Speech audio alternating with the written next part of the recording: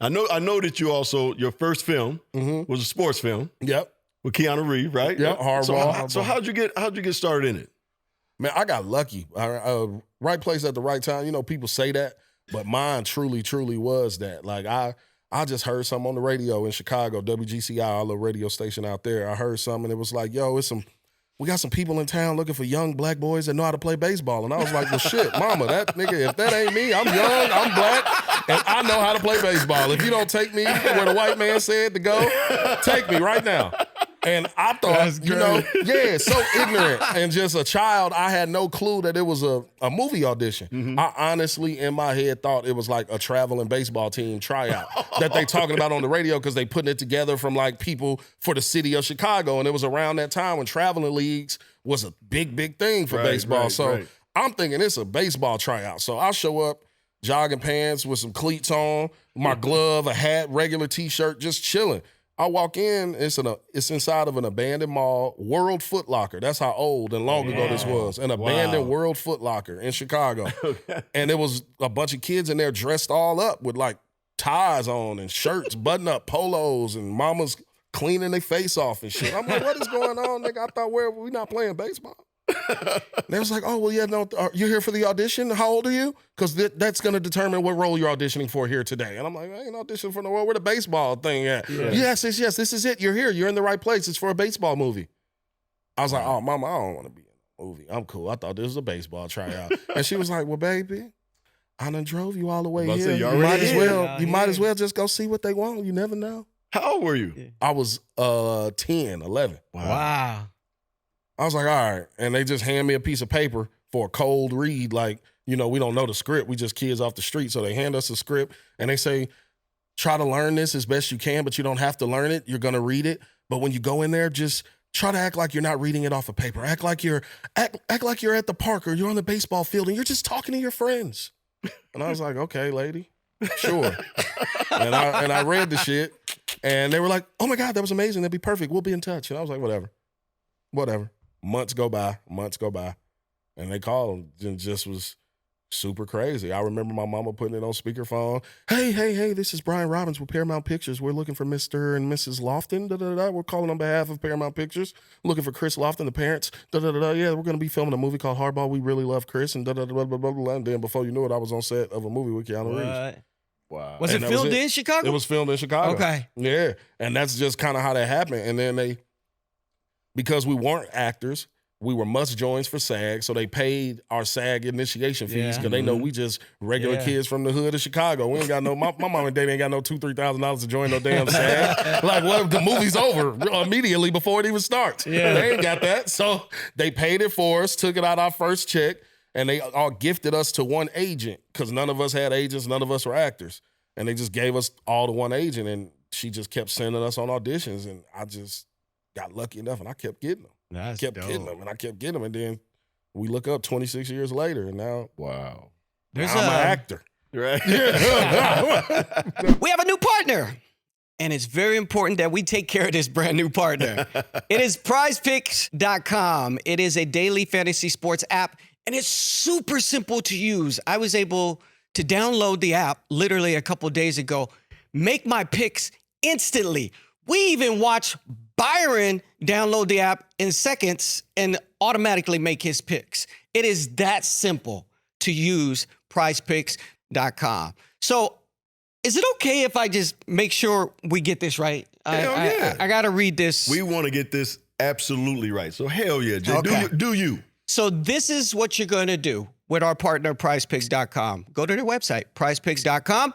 Use code BScott to receive a guaranteed $50 once you play $5 in lineups. Super simple. PrizePicks.com, code BScott. It's a daily fantasy sports app made simple for you.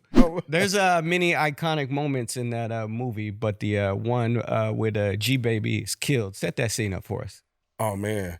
The G-Baby death scene, some would argue and some would say it might be one of the most tragic deaths in movie history. Yeah. You know, that's up there. It's definitely top 5 in movie deaths, you know, because everybody cried when G-Baby died. No, for sure. No, that scene was crazy. I remember on the day, people were, because we actually shot that in the real projects in Chicago. So we had like real life happening around us while we were filming. Nigga, that was real shit going on. But you were at home, right? Yeah, like. All they gotta do is turn the camera. No, like for real, bro. Like there was one night we was out there filming and we were supposed to film the G Baby death scene, right? It was the night we were due to film that. But real gunshots go off. But they were thinking that everybody on set thought that it was during the take. And everybody was like, all the crew was like, no, that wasn't us. They were like, no, that wasn't us. All the prop masters, the prop masters over there like, I got the damn guns right here. That wasn't us. And then, so like they shut the set down immediately. We was in the middle of the projects, the Obla homes in Chicago, and they had to shut it down on the original day of the shoot. And then we tried our best to lock it up. That's when we became like more like for the community. It was kind of like we was giving away food. Like we left craft service open to the neighborhood. You know what I'm saying? It's like we didn't try to like put up a perimeter in that neighborhood. Like, hey, y'all go in the house. Don't be out here. Right. Like, bro, between takes, we'd be out there taking pictures with him. Keanu was out there, nigga, smoking cigarettes with him and shit. Like, it was great. And like, we was, I'm telling you, it was a great time. It was a great time. Good gig if you can get it, I promise.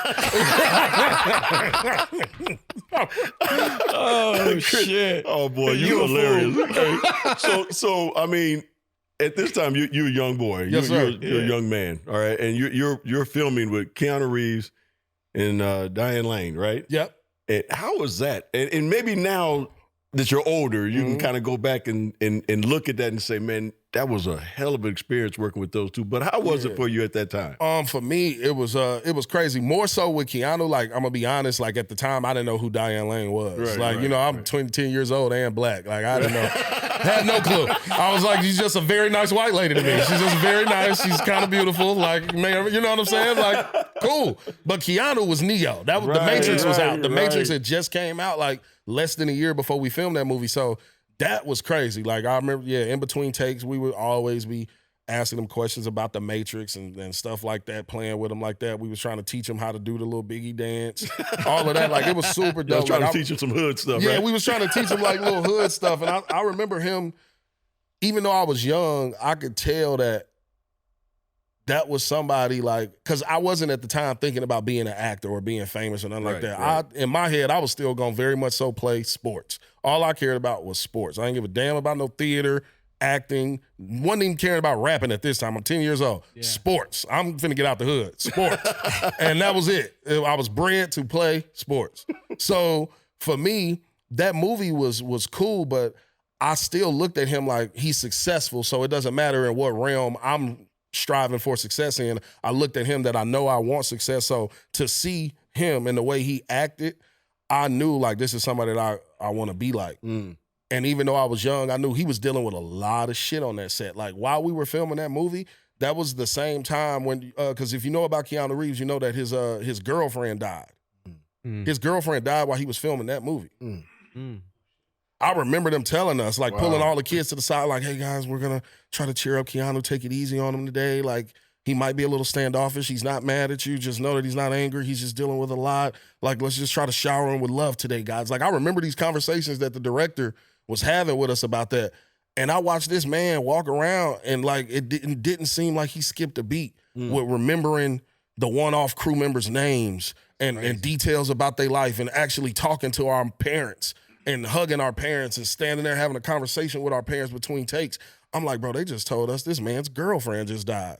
And he's here filming this movie with our black asses. This is crazy. To me, it was mind-boggling. Right. I was like, whoa, this is Neo from The Matrix. I was like, shit, you have no choice but to be a good person. Right. Because who do you think you are? If Neo could be a great person after his girlfriend just died, who do you think you are?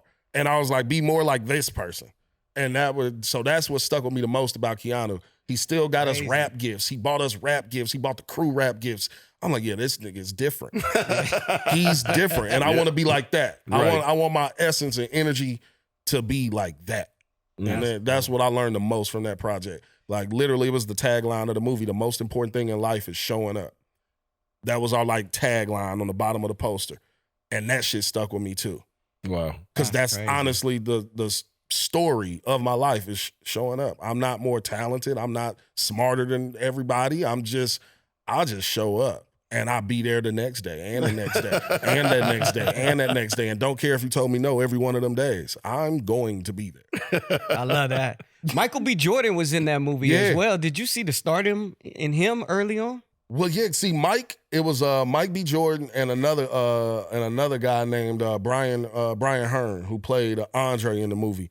They were the only two kids that weren't from Chicago and that were already actors. Yeah. Because Mike B had did like an episode of Cosby, like Law and Order, and like this movie called Black and White. Before he had did Hardball, he had already like kind of been acting a little bit in Jersey and New York and stuff. So we were the only ones from Chicago. They picked 5 kids at that open call audition I went to. 600 kids showed up. They picked 5, and I was one of the 5 at the open call audition. And then they brought 2 or 3 in from New York and Jersey. And it was Mike B. and Brian Hearn. Then they just got all the extras from Chicago locals. Yeah. So that's how they did that. So to me, I did look at Mike like he was an actor already. Right. Because like they flew him in. They hotel was a little better than ours. Like, you know what I'm saying? Like, it was like, you know, there will be signs. Like I knew they was a little different. Yeah. I was like, but damn, we the same age and he cool as shit. I don't really recognize him from any other projects that he's done before, but this nigga lives in New York. So to me, that's crazy. Like, I'm from Chicago. I'm like, oh, you already an actor. And you've been on the Cosby and you've been on Law and Order. Like, to me, I'm like, oh. He big time. You big time to me. I'm not even an actor. I play sports. Like, you really on TV. Like, so to me, I already looked at Mike like that. But I do find it kind of funny. One thing I always say is with that movie, me and Mike B. Jordan's roles in that movie were, if you would have watched that movie, it's kind of the 2 smallest roles of the like main kids. Yeah. But yet we are like the only 2 who have really worked since then. And I find that to be funny. Like that's why they say there's no small roles, only small actors. Like me and Mike B. Jordan had the smallest roles on there. Yeah. The whole movie was about G-Baby. G-Baby was the star. Right, they had shit to do with none of us for real. It was G-Baby's movie. They could have picked any nigga off the street to be the other people that we were doing. I just got lucky. Right. It was G-Baby. So in that movie, Hardball, what was your favorite scene?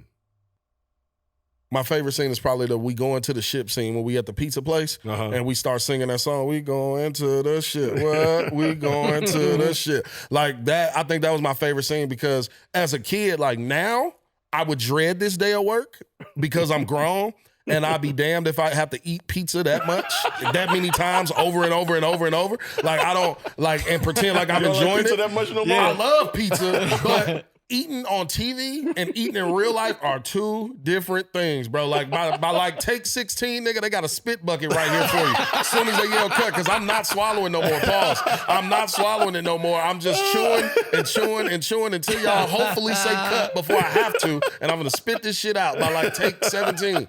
I swear. So like now I wouldn't want it, but at 10 years old, 11 years old, every single time they say cut, they bring in a new pizza. Fresh pizza, hot pizza, every single time. So I'm just getting pizza. We drinking pop and pizza. With Keanu Reeves, I'm here with Neo. Like, and we drinking pop and pizza all day. Like, that's all we doing. Like, it's 9 hours of eating pizza and drinking pop with Neo. I was like, this is beautiful. And this is the good life. Mama, we made it, goddammit. I thought, Mama, we made it. Mama, we made it. Thank you for watching Byron Scott's Fast Break. If you like what you saw, here's some more videos. And while you're at it, don't forget to like, comment, and subscribe.